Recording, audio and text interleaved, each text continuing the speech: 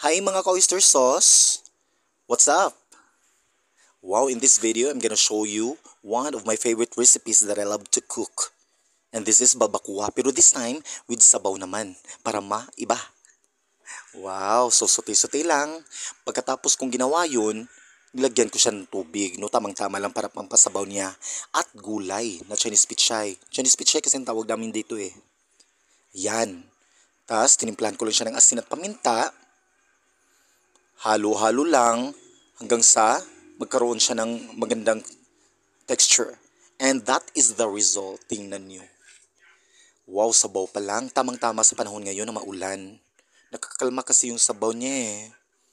At sangkatutak na sili ang nilagay ko. Love ko kasi mang eh.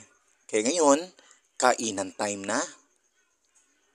Join me mga ka-oyster sauce. Ay, wow. Unang subo pa lang ramdam ko na ang linamnam. Thank you so much.